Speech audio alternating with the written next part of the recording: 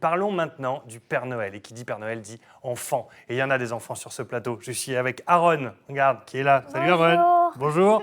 T'as vu, en face de toi, il y a Eugénie et Macha. Macha est la petite fille d'Eugénie. Et tu sais quoi, Aaron?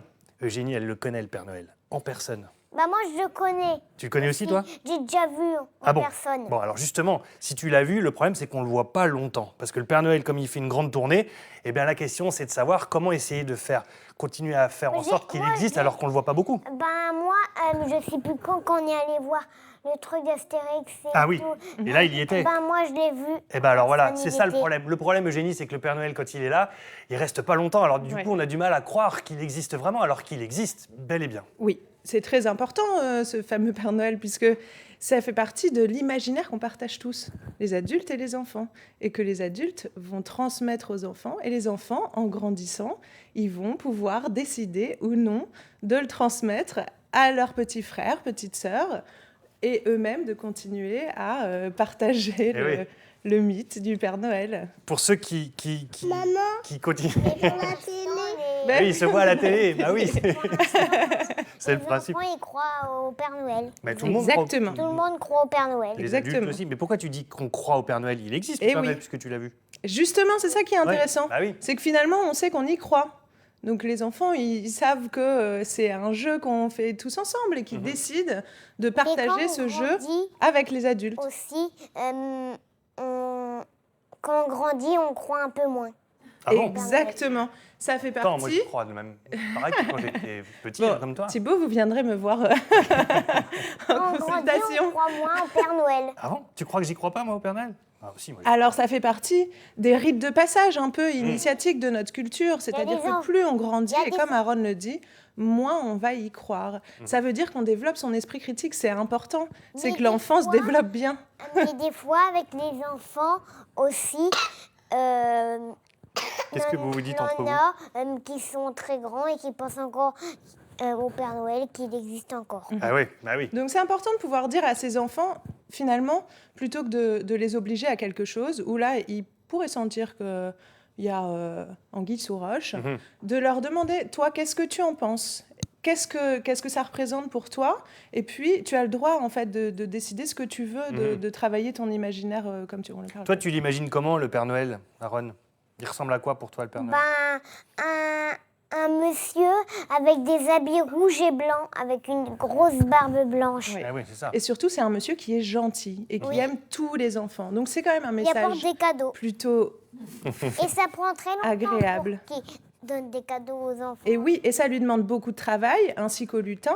Donc, c'est un effort un peu gratuit, puisqu'il y a énormément de monde qui travaille pour donner des cadeaux aux enfants un peu gratuitement. C'est le plaisir de donner et d'aimer tous les enfants. Mais si moi, j'aurais été à côté du Père Noël, j'aurais dit « Père Noël, essaye de rassembler plus de lutins pour travailler plus vite. » Ah oui, parce que Père Noël, il est un peu feignant aussi. Ce qui est important avec le trop Père son Noël, temps. c'est que justement, il décide aussi des cadeaux qu'il va offrir ou pas offrir.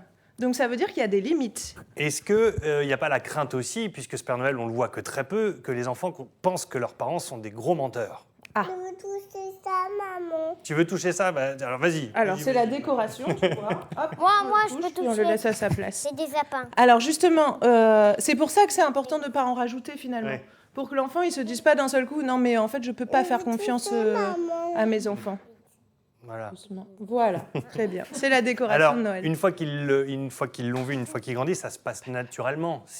Oui, ça se passe Il n'y a naturellement. jamais de reproche quand les enfants grandissent de dire tu m'as menti. Eh bien, c'est pour ça que c'est pas la peine d'insister. En fait, quand on voit qu'il commence à y avoir des doutes, on l'accompagne dans sa découverte, sans C'est pas grave, ma C'est pas chérie. très grave, C'est pas ma grave, biche. t'inquiète. sans précipiter quoi que ce soit, mais en l'accompagnant et justement en valorisant le fait qu'en fait, il grandit, qu'il développe son esprit critique, mais que s'il y a des petits frères et sœurs, selon ce qu'on veut transmettre, lui-même, il va faire partie maintenant du monde un peu des grands et qui peut participer à garder la magie pour les plus petits. Est-ce que si on le voit dans la nuit de Noël, tu l'as déjà vu toi, dans la nuit de, tu sais, le matin où on a les cadeaux au pied du sapin, est-ce que tu l'as déjà vu dans la nuit passer comme ça rapidement avec son traîneau ou pas? Non, mais une fois, j'ai demandé au Père Noël de rester le matin pour qu'on boit un chocolat chaud. Ah Il oui. a entendu, du coup, il est resté. Il est resté avec toi? Oui, mais après il est reparti et moi je l'ai vu dormir sur le canapé et j'aurais cru que c'était mon père parce qu'il avait un peu le même visage que mon papa. Il était rentré de soirée, le Père C'est Noël. ça je pense. qui est génial en fait. Et les enfants, Je pense qu'il était ils savent sans fatigué. savoir, ils adhèrent un peu pour nous faire plaisir. oui, Et puis, surtout. en fait, parce que c'est appartenir à tout le groupe social qui Oui. parle du Père Noël aussi. À mon avis, il faisait une sieste, le Père Noël, parce qu'il est fatigué. Oui, Tu crois pas? en travaillant beaucoup, Ah ouais. à mon avis, il s'est écroulé dans le canapé. Exactement. Il s'est même pas allongé, je pense. Trop de vin chaud, à mon avis. C'est sûr. Qu'est-ce que tu as demandé, toi, Aaron, au Père Noël cette année? Je vous l'ai déjà dit. Ah oui, mais tu l'as dit tout à l'heure, alors qu'on n'était pas filmé, en fait. Donc moi, je le sais, mais les gens qui nous regardent, ils savent pas.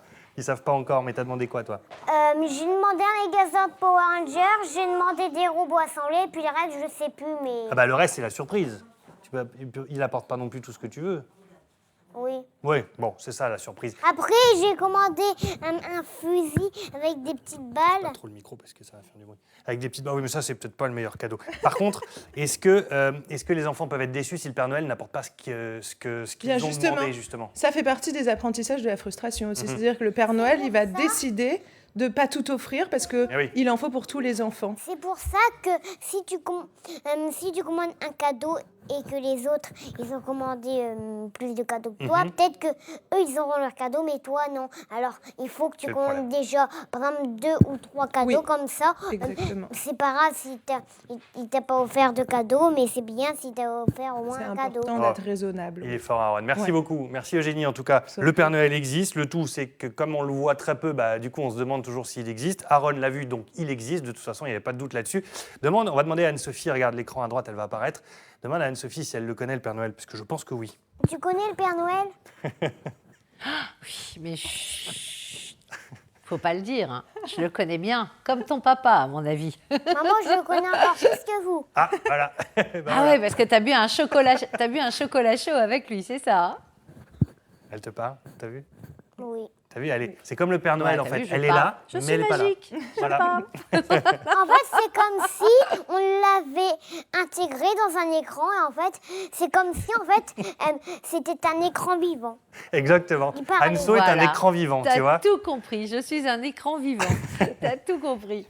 Bon, Eugénie, j'ai eu un petit mail de Michel qui dit que sa première haine a eu lieu à cause du Père Noël Aïe. et surtout de son camarade de classe qui lui a dit avec insistance qu'il n'existait pas. Et il dit « Je suis reconnaissant envers mes parents de m'avoir donné cette part de rêve durant mon enfance. On se rend hélas compte bien assez tôt que tout ne tourne pas au mieux en ce bas monde. » Ben oui. En fait, c'est justement ce qu'on comprend, c'est que ça fait partie, de toute façon, naturellement, l'individu, en grandissant, il a dans son enfance une part d'imaginaire, il ne fait pas de différence. Pardon, ma biche. C'est mon gilet. Il ne fait pas la différence entre le réel et l'imaginaire. Et puis, plus il développe son esprit critique, Ouais. et plus il va prendre conscience qu'il y a un monde imaginaire et un monde réel. Et c'est lui qui va décider de continuer ou non à développer son imaginaire.